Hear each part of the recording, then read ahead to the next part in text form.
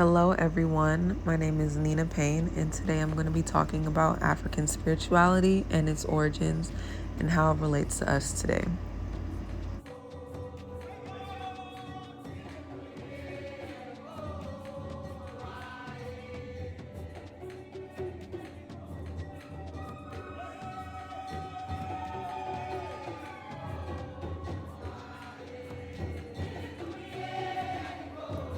The origins of African spirituality are extremely vast.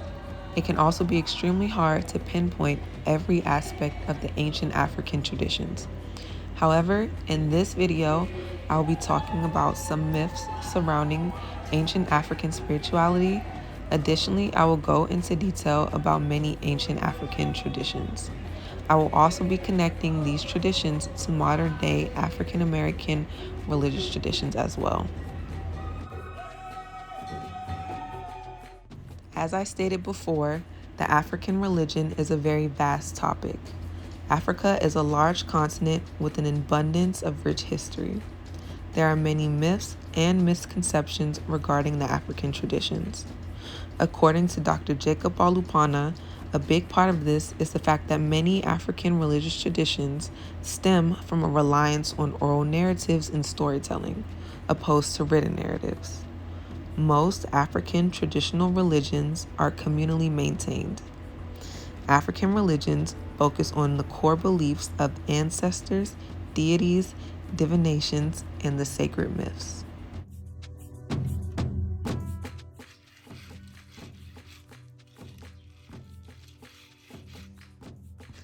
As we get into talking about myths, one of the biggest misconceptions around African spirituality is voodoo.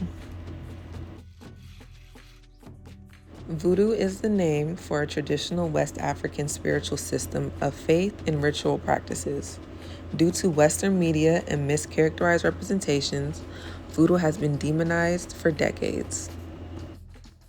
Some of the misconceptions around voodoo include voodoo being black magic or revolving around Satanism. However, voodoo is a spiritual, ancestral-based religion. The name voodoo was derived from the god Voodoo of the West African Yoruba people. It is said that its roots go back 6,000 years in Africa, making it one of the world's oldest ancestral traditions. Eventually, voodoo became known to the Western world during the transatlantic slave trade. This is important to remember, but we're going to come back to that, because voodoo is only one part of the vastness of African spirituality. To understand ancient African indigenous religions is to understand that they revolved around deities, spirits, gods, and the ancestors. However, this varies from region to region because many West African countries had their own supreme god. With that being said, there are many gods in ancient African spirituality. Many of these gods are called Orishas. Orishas are specific to the Yoruba people of Nigeria, and each god and goddess has a different meaning.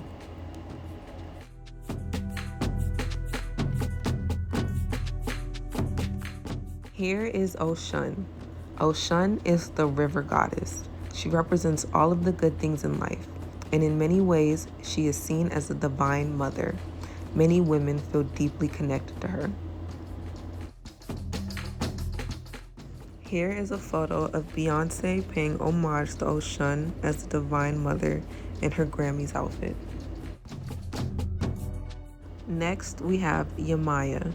Yemaya, who is present in many different Afro-Caribbean regions, is the goddess of the sea. She has a sacred song of maternal love, kindness, and blessings. Next, we have the goddess Oya. She is a very powerful goddess. She is the wind, the tornado, and the hurricane. She's the lightning strike that hits with insane accuracy. Moving on to the gods, we have Ogun. He is the god of war and iron, and he is worshipped across the African diaspora. He is a warrior that stands for justice. Lastly, we have Eshu, the trickster god. He is the messenger between gods and spirits. There are over 400 Orishas in total. They are worshipped across the diaspora and they each represent a different meaning. I highlighted these Orishas to show how the ancestors were extremely spiritually in tune. They had a great connection to the spirits and the gods. A large reason for this spiritual connectivity is the reliance on the ancestors. Many ancient African spiritual practices not only worship gods and deities, but the ancestors as well. And according to Dr. Olupana, the ancestral tradition includes deceased parents and forebears. This constitutes a key aspect of African religions. In African spirituality, the ancestors transcend the human realm. They occupy a higher realm of existence and are equipped to bestow the blessings on living members of the lineage. Due to the way that the ancestors are worshipped in African spirituality, death signifies from one life stage to the next. Peaceful passage is key to becoming an ancestor. As shown through the explanation of voodoo, the deep dive into African Orishas, and the learning of the importance of the ancestors, it can be seen how ancient African spirituality has so many layers to it. However, that has changed, and we're going to explore the changes that have been made and how we hold on to these pretensions of African spirituality today.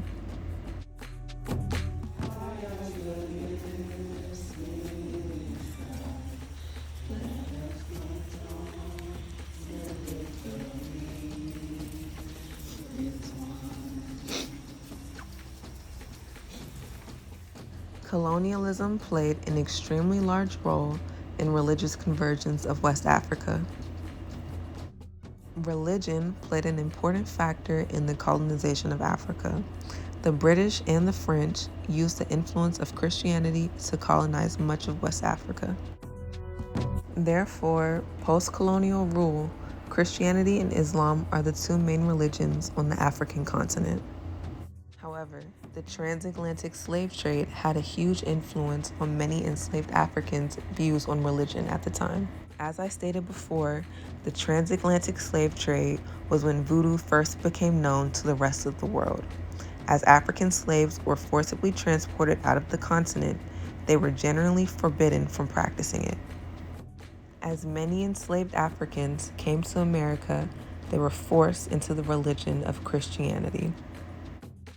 Many Christian slaveholders at the time used the Bible to justify slavery, stating that at no point did Jesus condemn slavery. However, during this period of U.S. history, many enslaved people over time found the biblical message of spiritual equality appealing and found comfort in the biblical theme of deliverance. Thus, Christianity among enslaved Africans was born. Although forced onto them, Christianity allowed enslaved people to be connected with their roots of African spirituality. With that being said, the African tradition can be seen within our religions and practices today, as many of these African-derived religions were created by the descendants of Africans forcibly brought to the Americas during the slave trade. Voodoo is still practiced in certain parts of West Africa like Benin. It's also practiced in Haiti and Louisiana. In fact, there is a group of African Americans in Beaufort County, South Carolina. They practice a form of voodoo called Orisa voodoo, and they are called the Oyu Tunji. This is just one of the many examples of keeping the ancient African traditions of African spirituality going in modern times. In America, about 75% of adult Black Americans identify as Christian.